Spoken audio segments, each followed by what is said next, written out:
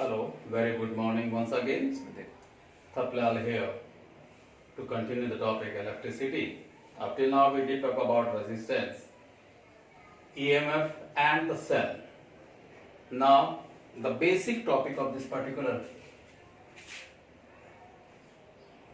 unit is Ohm's law, a very old topic. Ohm's law given by George Simon Ohm.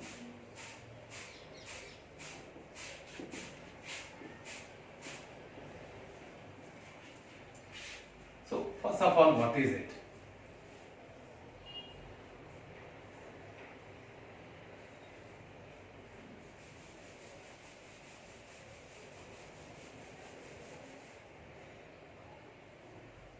This is a cell, EMF is E and I current is flowing through it.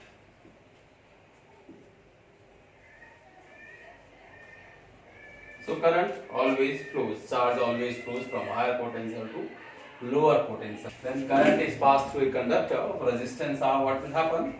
The point from where the current will start flowing through it will become a point of higher potential, and this another one will become a point of lower potential. So what Ohm found that when a current is passed through a conductor, a potential difference is developed across that conductor because of that high potential and low potential, right? And what he found that this potential difference is always directly proportional to current, provided that some constants were there. The physical states,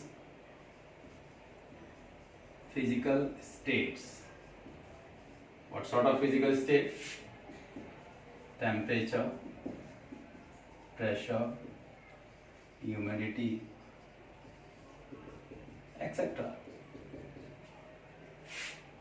of the conductor remains constant. At 10th level you might have heard that at a constant temperature or when the temperature remains constant. But here V is directly proportional to I if and only if the physical state, the temperature, pressure, humidity, etc. remains constant during the flow, right? In that term, whenever in physics we have a constant, we always use a constant here. The constant here used is R. This R is known as resistance of the conductor.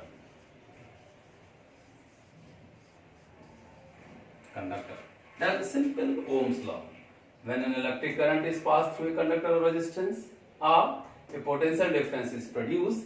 That potential difference is always directly proportional to current, provided that the physical state, mostly the temperature, pressure, humidity, etc. of that conductor remains constant during that flow, right?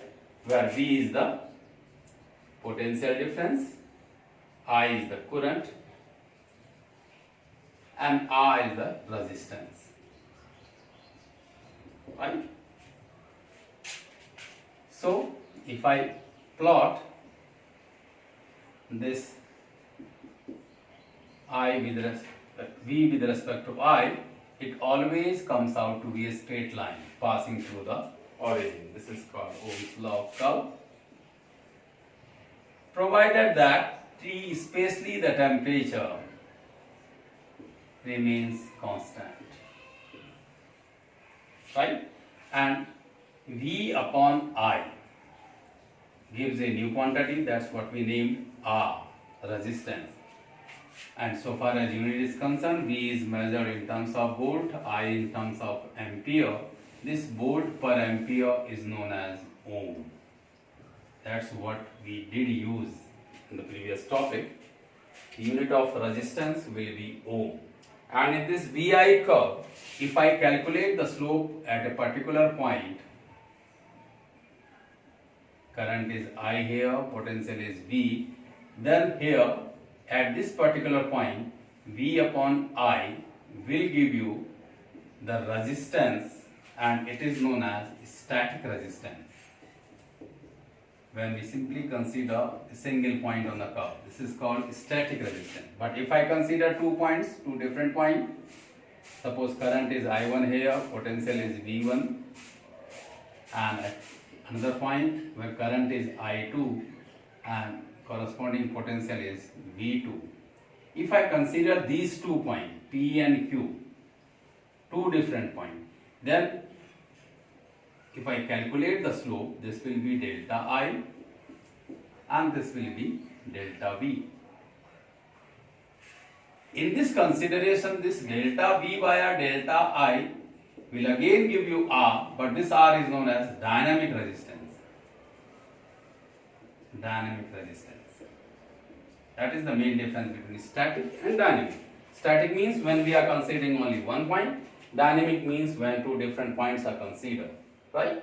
So we got in general R equal to V via I and its unit comes out to be ohm. How to define 1 ohm? 1 ohm. Its symbol is like this. 1 ohm is 1 volt via 1 ampere. It means when a current of 1 ampere is passed through a conductor and it produces a potential difference of 1 volt across it, then the resistance of that conductor is said to be 1 ohm, right? One more confusion about this Ohm's law is there. Some books do write I directly proportional to V. Question arises whether it is correct or not. We are taking V directly proportional to I. But to be frank, this statement is also correct. At constant temperature or physical state, what we did talk about, I directly proportional to V. But here the constant will be, to remove this sign of proportionality, we use the word K. And this K is not the resistance, this time it is the conductance. Remember this word. Conductance of the conductor. And mathematically K is reciprocal of resistance 1 by R. So its unit will be 1 by ohm, and we write down like this and we name it mho. The reverse of ohm is mho. Right? And some books we use the word Siemens. Unit of conductance. So this statement is not wrong. It is known as American statement. I directly proportional to V. When I is passed through, V is developed and I got I is equal to kV. But in India, we are using this one only, V equal to IR. Right? Now, generally 2 types of circuits are there. We define 2 types of circuit.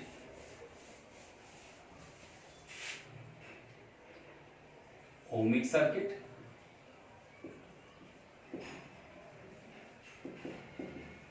one, and another is non-ohmic.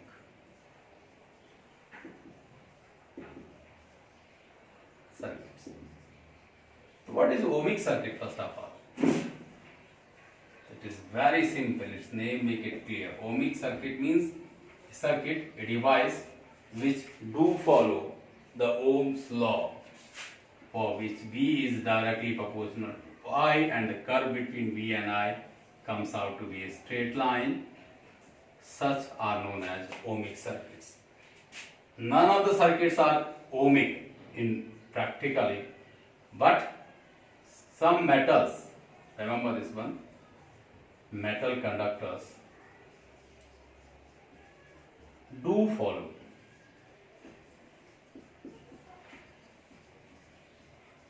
Ohm's law up to a certain extent.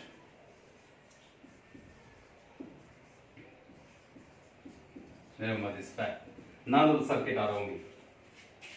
Then non-ohmic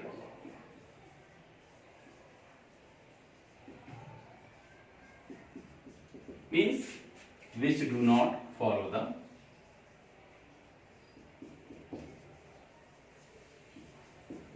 Ohm's law. all the circuits are non-ohmic. Remember this one. If you talk about diode, triode, transistor, torch, bulb, etc. All circuits, they are non-ohmic, and the curve between V and I for such circuit comes out to be curve. This is ohmic and non-ohmic. Now, how to prove this Ohm's law? Main topic is this one. How to prove Ohm's law?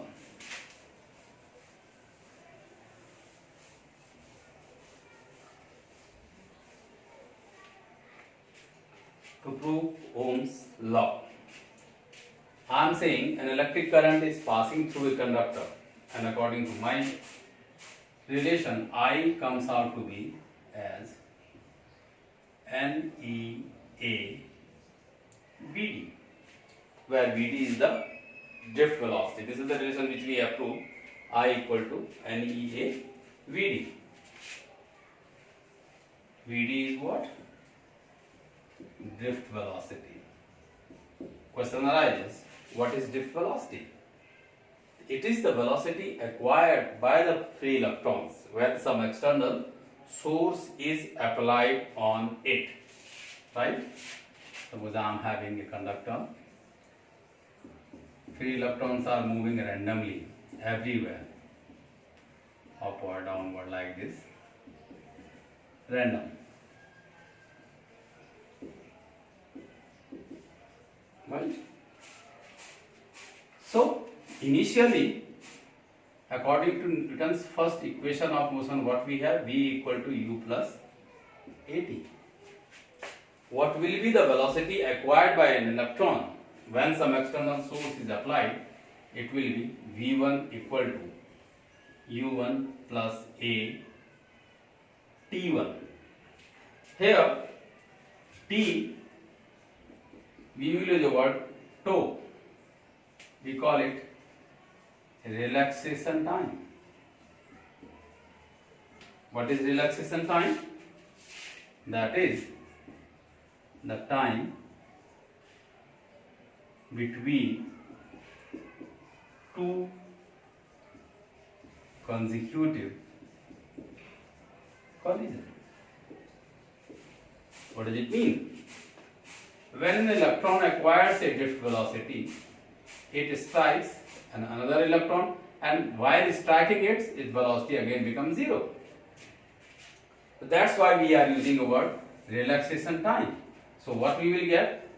V1 is equal to U1 plus A tau 1. Similarly for other, U2 plus A tau 2, and so on. Right? Then what will be V? It will be V1 plus V2 plus V3 and up to Vn divided by n. This will be the drift velocity, an average drift velocity. So what is V1 here? U1 plus A tau 1 plus U2 plus A tau 2 and so on, plus U1 plus A tau n divided by n. So what we will have ultimately? U1 plus U2 up to Un divided by n plus A tau 1 plus tau 2 up to tau n divided by n. What about this U1 plus U2 and U3 up to the Un divided by n is?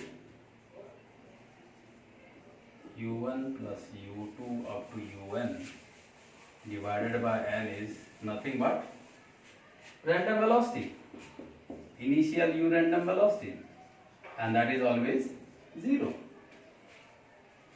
This tau 1 plus tau 2 up to tau n divided by n will give a average relaxation time, tau. So what we got?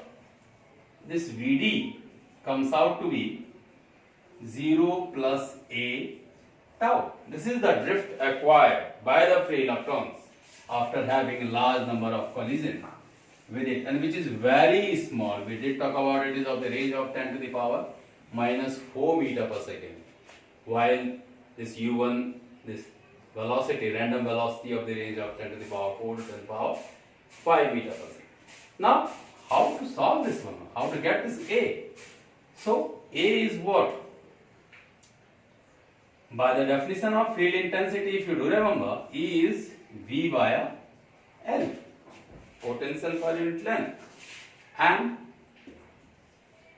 its definition says E is F by Q. If a charged particle is placed inside an electric field, it experiences a force F equal to QE. Or in terms of electron, I can write down it EE. Charge on one electron is E. And let m be the mass of electron. Then, according to Newton's law, what we have, F equal to ma. The charged particle will acquire an acceleration A equal to F by m. And F is nothing but E by m. So what we got? So the drift velocity Vd comes out to be E by m into tau. This will be the drift velocity, right?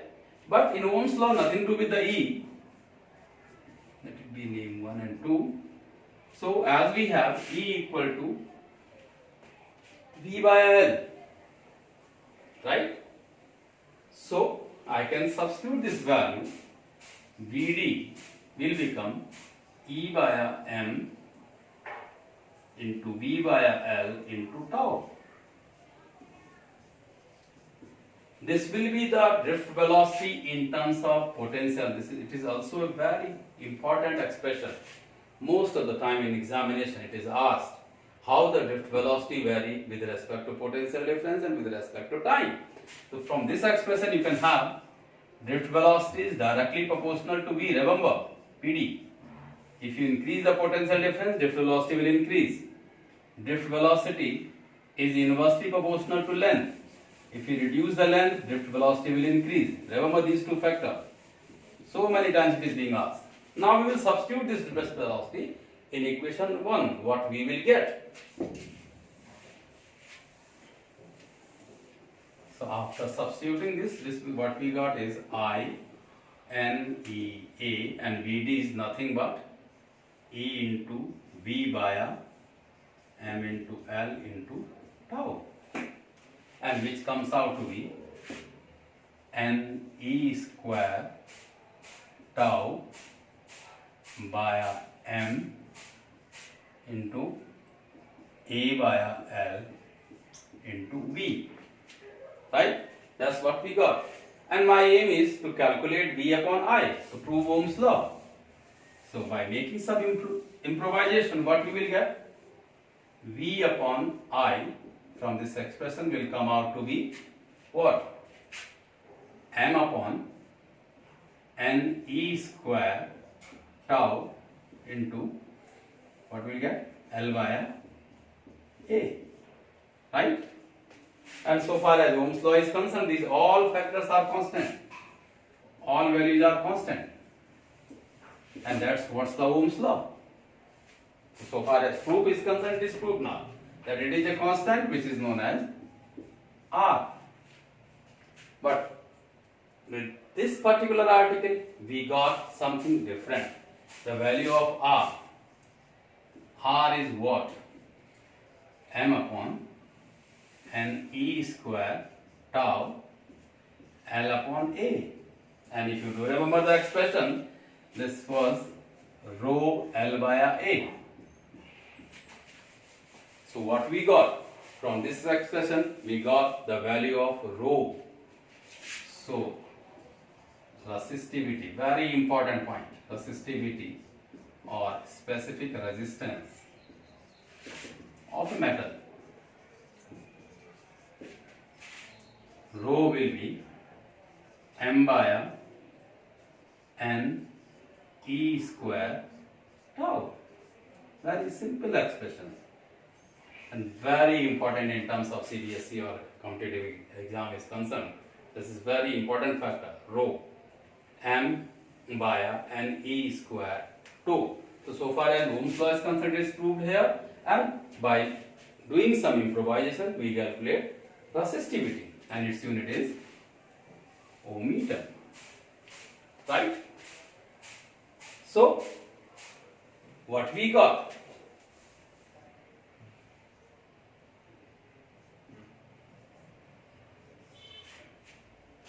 We got a formula for resistivity. So, what is m here? M is rest mass of electron, which is a constant value. I have got a constant value 9.1 if you remember, 10 to the power minus 31 kg. So it is not going to vary. So far as E is concerned, it is 1.6 into 10 to the power minus 19 coulomb, the fundamental charge. So only two variables are here. One is n and another is tau. So what we got? Rho is inversely proportional to n, number of free electron per unit volume, right? It means what? Higher be the electron density, smaller will be the resistivity. So from this expression I can calculate, if I say rho of copper to the rho of iron, it will be n of iron by n of copper. They are inversely proportional. As electron density of copper is always greater than electron density of iron, so what we will get? Resistivity of iron will be greater than resistivity of copper. Remember. So what we got? Higher be the electron density, lower will be the resistivity. And sometimes you will find some question, which wire is thicker or which one is thinner or lengthier. We use this formula. We got R equal to rho L by A. If you have got a wire of resistance R, two wires, you could say, two wires of same resistance and same length, but one is of copper and other is of iron.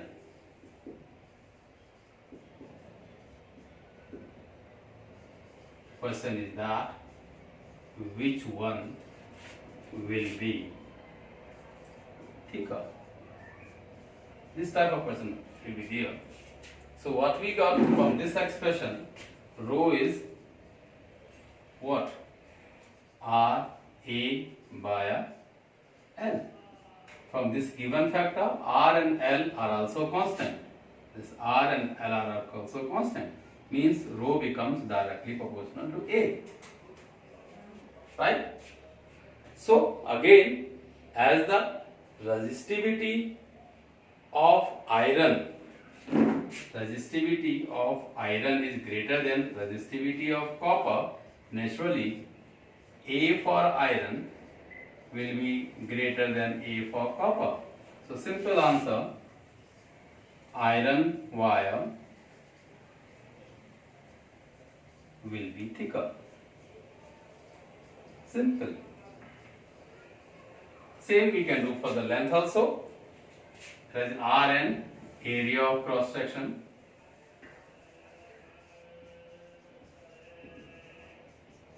means thickness here,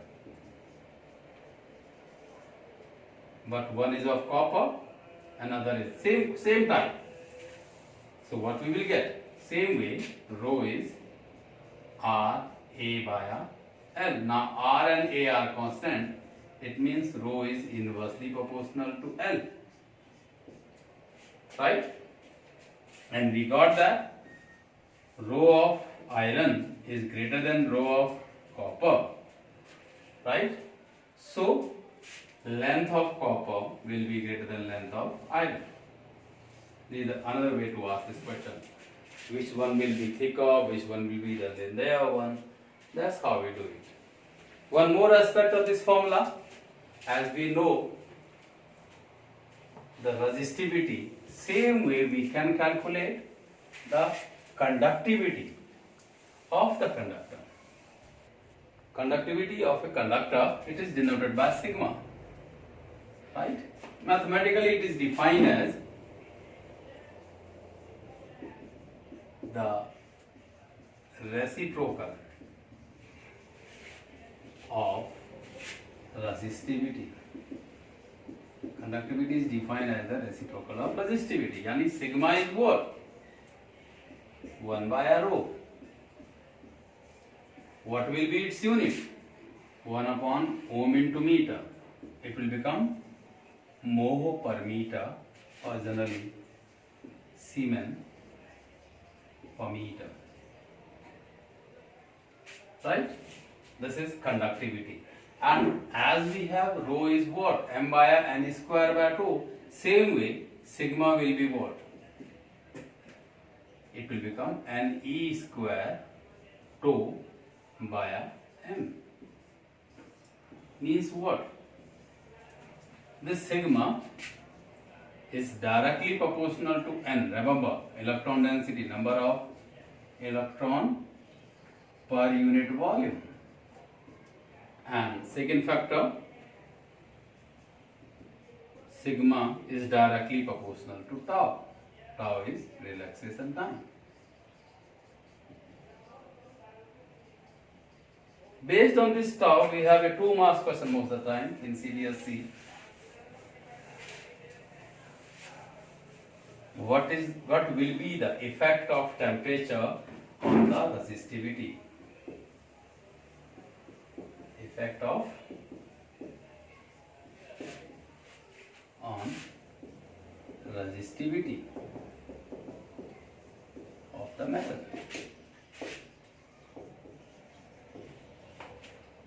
Our expression says rho is m upon n e square tau, which means rho is inversely proportional to tau. Right? Now, if you increase the temperature, if temperature is increased, what will happen? Naturally, the randomness will increase. The collision, you could say, among the free electron will increase. What will be its impact?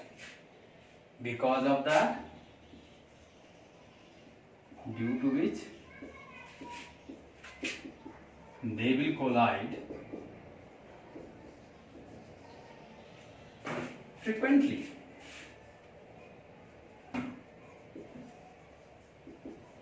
If collision is very fast, what will happen? So, the relaxation time, that is the time duration between two consecutive collision, will decrease. Agree? Increase the temperature, collision will increase. Collision increases means there will be a frequent collision, and due to that the relaxation time will decrease. And according to our expression, resistivity is inversely proportional to tau. If tau decreases, if tau, that is the relaxation time, decreases, what will happen? Rho is inversely proportional to tau. Means the resistivity will increase. Remember this factor. The resistivity of a conductor increases with the increase in temperature. And why it is so? It is all clear. Right? So far as resistivity is concerned, it is a constant for a metal. Right? Rho will be a constant for a particular metal, but it will vary. Rho inversely proportional to n and rho inversely proportional to tau. These two variations will be there. Means resistivity does depend on the type of metal and the relaxation time. This is a very key factor so far as the examination point is concerned. Right? So that's how we do Ohm's law, how to prove Ohm's law, how to find out conductivity, how to find out resistivity, and how this relaxation time is related to resistivity. Clear? Temperature dependency of a resistance. Let R0 be the resistance of a conductor at 0 degrees Celsius. TB, increase in temperature, and RTD, the resistance at T degrees Celsius, right? Resistance of a conductor always increases with the increase in time. Remember, for a conductor, RT is always greater than R0, right? So RT minus R0 will be increase in the resistance when temperature is increased by T degrees Celsius. On the basis of experimental data, it is found that this RT minus R0 increase in temperature is always directly proportional to the original temperature, and RT minus R0 is directly proportional to T. Means if you keep on increasing the temperature, the resistance will also increase. If I sum it up, RT minus R0 will be directly proportional to R0T. And in physics, whenever we have a sign of proportionality, we use a constant. Here, we use a constant alpha equal to alpha R0T,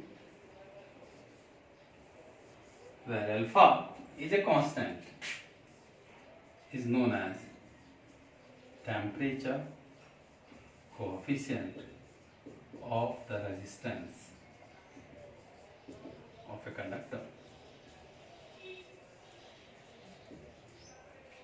So what we got is RT is equal to plus R0 plus R0 alpha T, or R0 into 1 plus alpha T.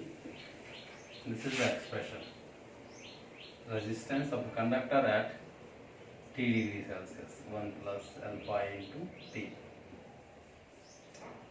As we did in the linear expansion, same expression was there. So RT is R0, 1 plus alpha T.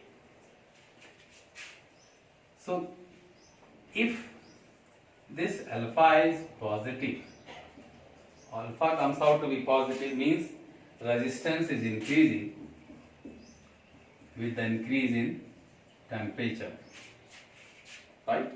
So it will be a conductor. This is for conductor. Second factor, if alpha comes out to be negative, then naturally RT will be less than R0. This is for semiconductor, remember? This is for semiconductor. Third aspect,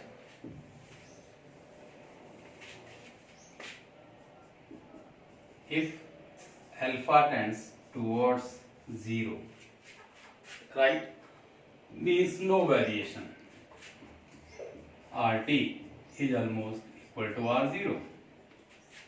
This is for some alloys which follow the, or you could say, which are independent temperature.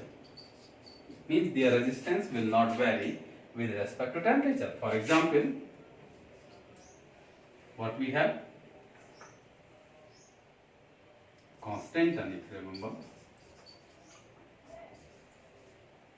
or nichrome.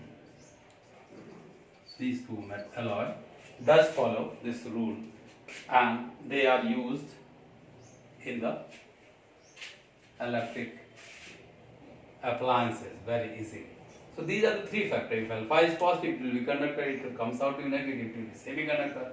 And if it tends towards zero, means it is independent of temperature. So this type of metal, this type of wire will be suitable for Ohm's law, because in Ohm's law what we said, the physical state, mostly the temperature remains constant, and that is for constant or nichrome. These are the alloys. So this is the temperature dependency of resistance. After that, how to code a resistance, how to find out the value of a resistance. A very interesting topic. We call it color coding.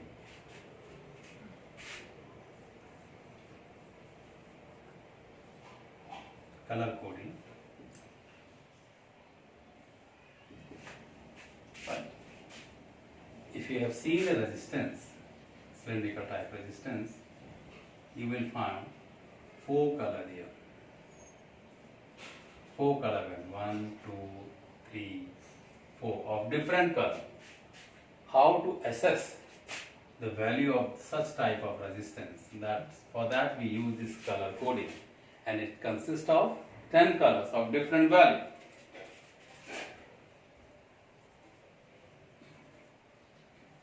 BB, Roy, Great, Britain, Very, Good, White. Remember this same sentence.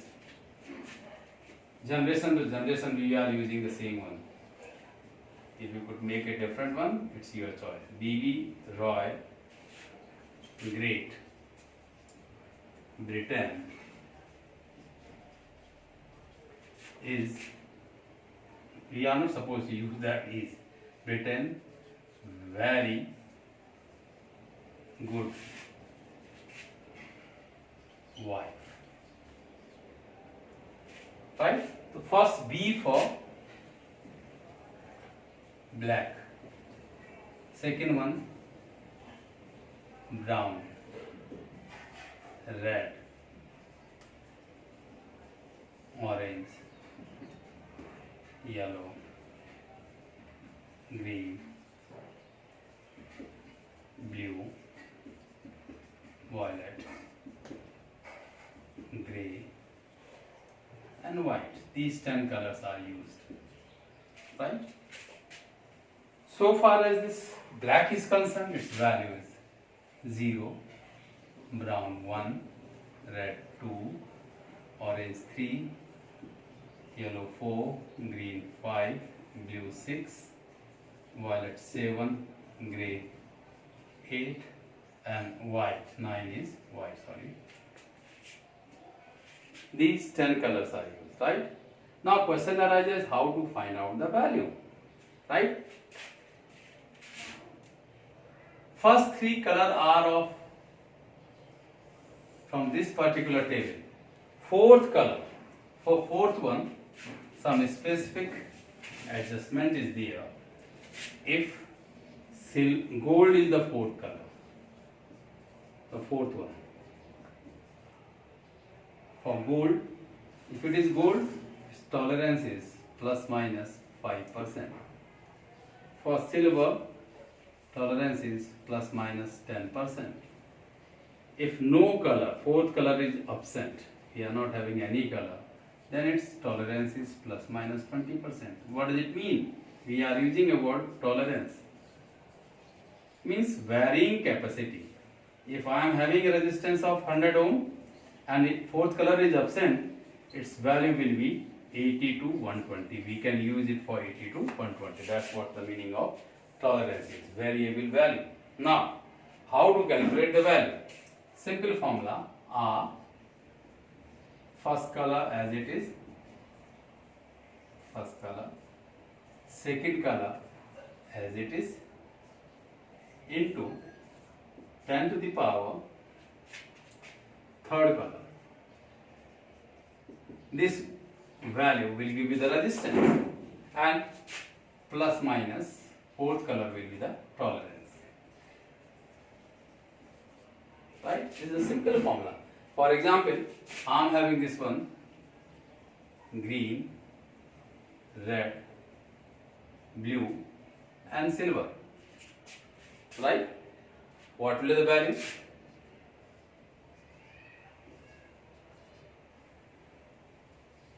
R will be, first color is green. What is the value of green? 5. Second color is red. What is the value of red is? 2, 52 into 10 to the power third is what? Blue. Blue has got a value 6. It will be 52 into 10 to the power 6 ohm. And fourth color is silver. So tolerance will be plus minus 10%. That's 10%. That's how we calculate the value of a very simple process. Right? And you can repeat or revise this for any color. Right? This is called color coding. Relation between E and V, where E is the EMF of a cell and V is the potential difference across an external resistance. I am just considering a circuit consists of a resistance R, conductor of resistance R is there, and we call it external resistance, and small r, the internal resistance of the cell, R, E and R. Naturally current will produce.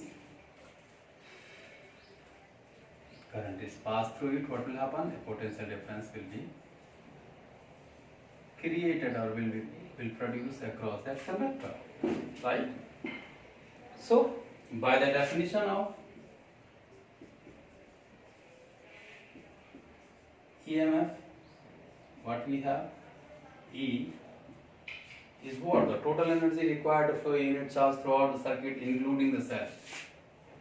You could say the total potential difference of the circuit, including the cell. Remember this factor.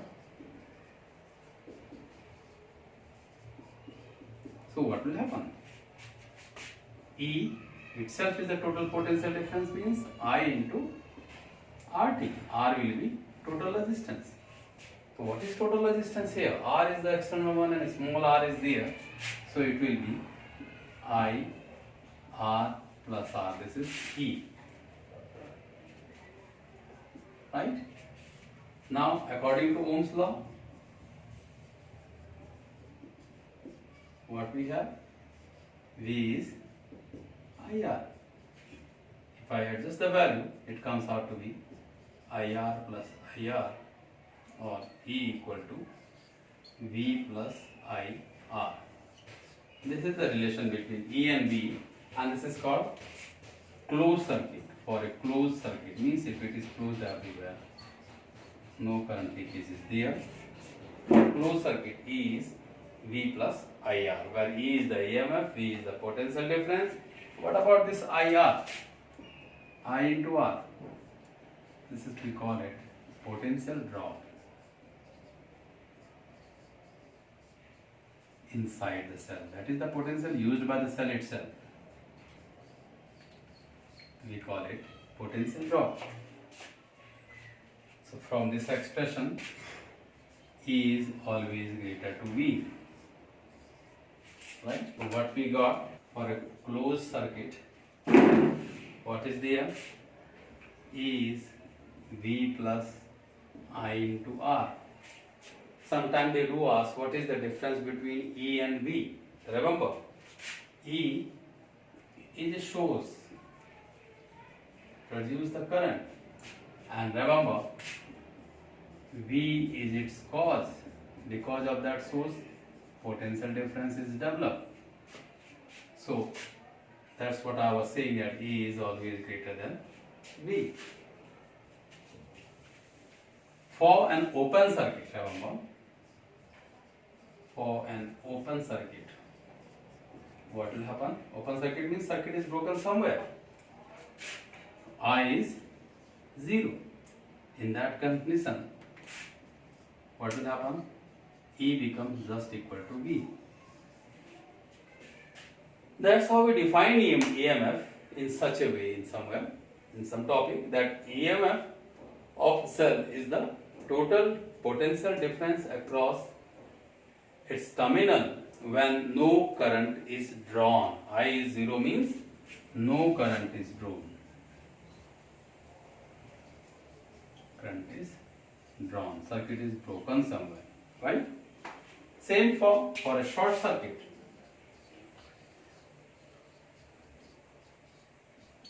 For short circuit, R becomes 0. Remember this factor. R becomes 0. So what will be I here? I will be E by R, very large value, small r. This is for short circuit. Remember, closed circuit, open circuit and short circuit. Right? That's how we interrelate E and V. Right? Thank you and have a nice day.